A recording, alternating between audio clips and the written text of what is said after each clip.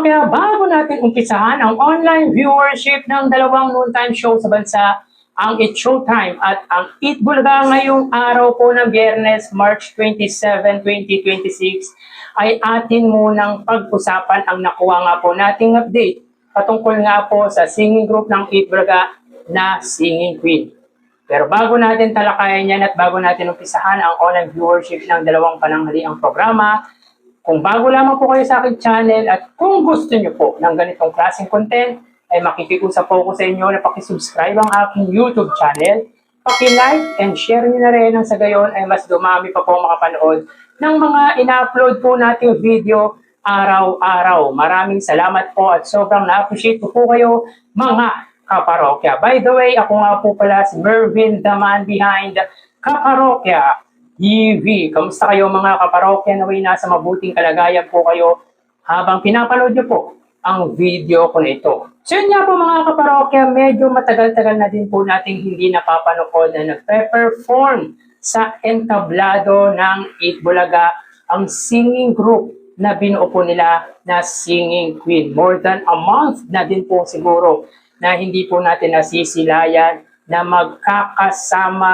na nagpe-perform sa Eat Bulaga ang Singing Queen. At yung last update nga po natin ay nagkaroon nga po sila ng event sa Anilag Festival sa Los Baños, Laguna. At ngayon po mga kaparokya, may panibago po tayong update patungkol nga po sa singing group.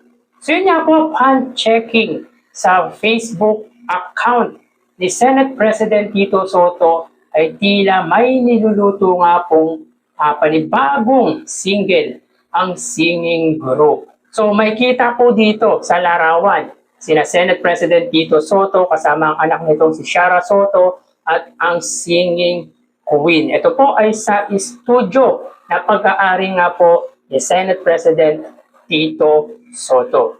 So bagaman busy mga kaparokya si Senador Tito Soto, ay di pa rin po nito nakukuha or nakakalimutan na bigyang pansin ang singing group na binuo nga po ng kanilang programa.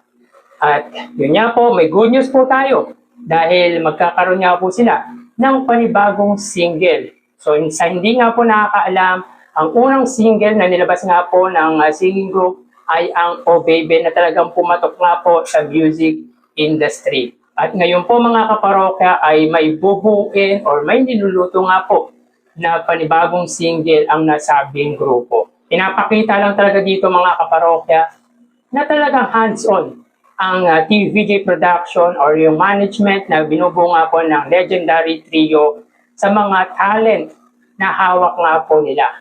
At patunay lang po mga kaparokya na hindi nga po pinapabayaan ng Eat Bulaga ang kanilang mga hawak na talent tulad nga po ng Singing Queen. So good news ito on the part of singing group at good news ito para sa mga supporters, followers at fans ng nasabing singing group. Ano kaya ang nilulutong single or second single ng nasabing grupo?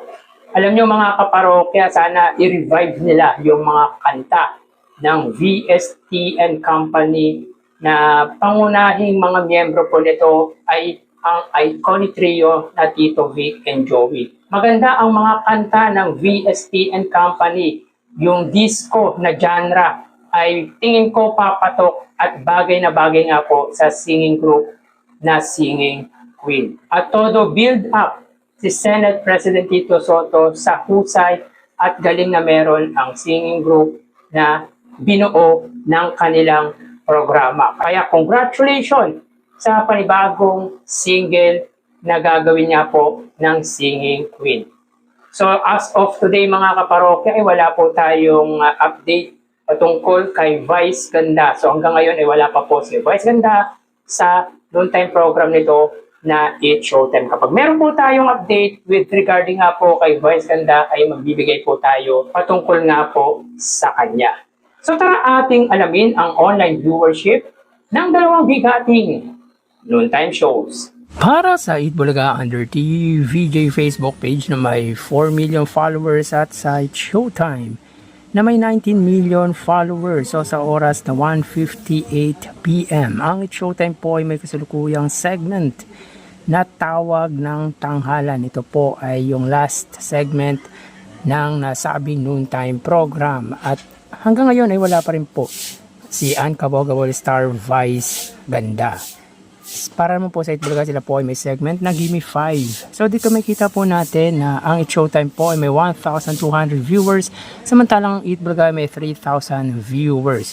So ngayon po ay wala si Miles Ocampo sa Eat Bulaga at wala din po si Paulo Balestero. So ulitin natin, as of 1:58 PM, ang It's Showtime po ay may 1,200 viewers, samantalang ang Eat Bulaga ay may 3,000 live viewers. So dito ay lamang ng 1,800 views ang Eat Bulaga sa It's Showtime. So magawi tayo sa TV Network YouTube channel ng dalawang noontime shows. Para po sa It's Showtime under GMA Network YouTube channel na may 41 million subscribers at para naman po sa Eat Bulaga under TV5 YouTube channel may 2.74 million subscribers. So sa oras na 1:59 PM, ang It's Showtime po sila ay may 31,000 viewers at ang Eat Bulaga naman po ay may 17,000 viewers. So again, sa oras na 1:59 PM ang It's Showtime under GMA Network, sila po ay may 31,000 viewers at ang Eat Bulaga under TV5 ay may 17,000 viewers. So dito 14,000 views ang pagitan ng dalawang TV network at lamang po dyan ang GMA sa TV5.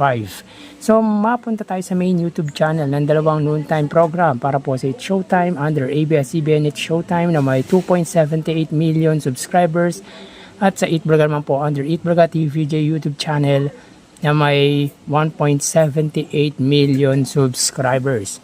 So sa oras na 2 PM ang It's Showtime, sila po ay may live viewers na 62,000.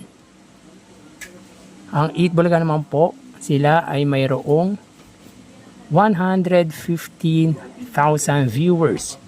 So again, sa oras na 2 PM, ang It's Showtime, sila po ay may 62,000 viewers at ang Eat Bulaga naman po, sila ay may 115,000 viewers. So bali, ang total na nakuha ng dalawang noontime shows ay... Bali, ang total na nakuha ng dalawang noontime shows para po sa It's Showtime ay 94,000 viewers at sa Eat Bulaga ay 135,000 viewers. Sa Facebook Live, 1,000 sa It's Showtime, 3,000 sa Eat Bulaga.